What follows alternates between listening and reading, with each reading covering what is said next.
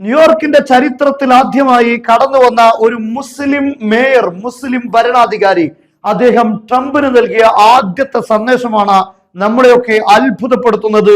ന്യൂയോർക്കിന്റെ സിറ്റിയെ പ്രകമ്പനം കൊള്ളിച്ചുകൊണ്ട് അദ്ദേഹം കഴിഞ്ഞ മണിക്കൂറുകൾക്ക് മുമ്പ് നടത്തിയ പ്രഭാഷണമാണ് സോഷ്യൽ മീഡിയകളിലും അന്താരാഷ്ട്ര മാധ്യമങ്ങളിലും ഇപ്പോൾ വൈറലായിക്കൊണ്ടിരിക്കുന്നത്. ഇസ്ലാമോഫോബിയ വെച്ച് പുലർത്തിക്കൊണ്ട് ഇനി ന്യൂയോർക്കിൽ ഭരണം പിടിക്കാൻ സാധിക്കുകയില്ലെന്ന് ട്രംപിന് അദ്ദേഹം മുന്നറിയിപ്പ് നൽകിയിരിക്കുകയാണ്. No more will New York be a city where you can traffic in Islamophobia and win an election. ഈ പ്രഭാഷണത്തെ, ഈ പ്രഖ്യാപനങ്ങളെ ന്യൂയോർക്കിലുള്ള ജനങ്ങൾ ആവേശത്തോടെയാണ് സ്വീകരിക്കുന്നത്. ഇനിയും അദ്ദേഹം ട്രംപിനെ വെല്ലുവിളിച്ചുകൊണ്ട് സംസാരിക്കുന്നു. So Donald Trump, since I know you're watching, I have 4 words for you. Turn the volume up.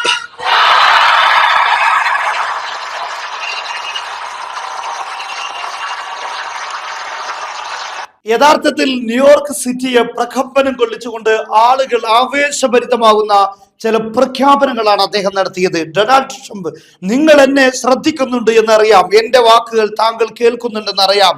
നിങ്ങളോട് 4 കാര്യം എനിക്ക് പറയാനുണ്ട്. നിങ്ങൾ ശബ്ദമുയർത്തൂ. മാത്രമല്ല, കുടിയേറ്റക്കാർക്കെതിരെ ശക്തമായ നിയമം കൊണ്ടുവന്ന ട്രംപ്, നമുക്കറിയാം ഇന്ത്യക്കാരടക്കമുള്ള ധാരാളം ആളുകൾ അമേരിക്കയിൽ നിന്ന് നാട് വിടേണ്ടി വന്നിട്ടുണ്ട്. അങ്ങനെ ഇത്തരത്തിലുള്ള വിദേശികൾക്കെതിരെ ശക്തമായ നിലപാടുകളും നയങ്ങളും സ്വീകരിച്ച ട്രംപിനെ വെല്ലുവിളിക്കുകയാണ് ഇപ്പോൾ സെഹ്റാൻ മംദാനി ചെയ്തുകൊണ്ടിരിക്കുന്നത്. New York will remain a city of immigrants, a city built by immigrants, powered by immigrants, and as of tonight, led by an immigrant.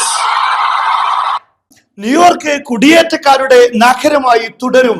കുടിയേറ്റക്കാരാൽ Shakti നൽകപ്പെട്ടതും കുടിയേറ്റക്കാർ നിർമ്മിച്ചതുമായ New York city ഇന്നു മുതൽ ഒരു കുടിയേറ്റക്കാരൻ മുഖേന നയിക്കപ്പെടുമെന്ന് അദ്ദേഹം പ്രഖ്യാപിക്കുകയാണ്. Hear me, President Trump, when I say this. To get to any of us, you will have to get through all of us. ട്രംപിനോട് കേൾക്കാൻ ആവശ്യപ്പെടുകയാണ്. ഞങ്ങളിൽ ആരെങ്കിലും ലക്ഷ്യം വെക്കാൻ നിങ്ങൾ ഉദ്ദേശിക്കുന്നുവെങ്കിൽ ഈ ന്യൂയോർക്ക് സിറ്റിയിലെ മുഴുവൻ ആളുകളിലൂടെയും കടന്നു പോകേണ്ടി വരും. എന്ന് പറഞ്ഞാൽ ഇന്ന് ഞങ്ങളെല്ലാവരും ഒറ്റക്കെട്ടാണ്. ഞങ്ങളെ ആരെങ്കിലും ദുരുദ്ദേശപരമായി നേരിടാൻ ശ്രമിച്ചാൽ ഞങ്ങൾ ഒറ്റക്കെട്ടായി അതിനെ നേരിടുമെന്ന് ന്യൂയോർക്ക് സിറ്റിയിൽ വെച്ച് അദ്ദേഹം ട്രംപിനെ വെല്ലുവിളിച്ചുകൊണ്ട് പ്രഖ്യാപിക്കുകയാണ്. I am young despite my best efforts to grow older. I am Muslim. I am a democratic socialist. മാത്രമല്ല, ട്രംപ് മനസ്സിലാക്കേണ്ടത്, ഞാനൊരു മുസ്ലിമാണ്, ഞാനൊരു യുവാവാണ്, മാത്രമല്ല ഞാനൊരു സോഷ്യലിസ്റ്റ് പാർട്ടിയുടെ വക്താവ് കൂടെയാണ്.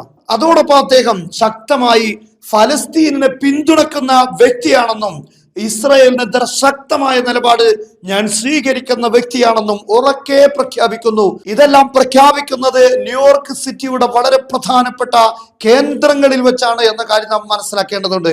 നെതന്യാഹുവും അതുപോലെ ട്രംപും ഈ സെഹ്റാൻ മംദാൻ തകരാൻ വേണ്ടി, അദ്ദേഹം വിജയിക്കാതിരിക്കാൻ വേണ്ടി എല്ലാ ശ്രമങ്ങളും നടത്തിയിട്ടുണ്ട്. അദ്ദേഹത്തിനെതിരെ പ്രവർത്തിക്കുന്ന ട്രംപിന്റെ വിഭാഗം $30 ബില്യൺ മംദാനിയെ പരാജയപ്പെടുത്താൻ വേണ്ടി ചെലവഴിച്ചത്. പക്ഷേ അതെല്ലാം നിഷ്പ്രഭമായി പോയിരിക്കുകയാണ്, അതെല്ലാം കാറ്റിൽ പറന്നു പോയിരിക്കുകയാണ്. അദ്ദേഹം ശക്തമായ ഭൂരിപക്ഷത്തോടു കൂടെയാണ് ന്യൂയോർക്കിന്റെ ഭരണാധികാരിയായി ഇപ്പോൾ ചുമതലയേൽക്കാൻ പോകുന്നത്. എന്തായാലും ലോകത്ത് മുസ്ലിം വിരുദ്ധത പറഞ്ഞ് പ്രചരിപ്പിച്ച് നടക്കുന്ന ആളുകൾക്കൊന്നും ഏത് രാഷ്ട്രങ്ങളിലും നിലനിൽപ്പും ഭാവിയുമില്ല. അതെല്ലാം ചുരുങ്ങിയ കാലത്തേക്ക് മാത്രമേ നിലനിൽക്കൂ.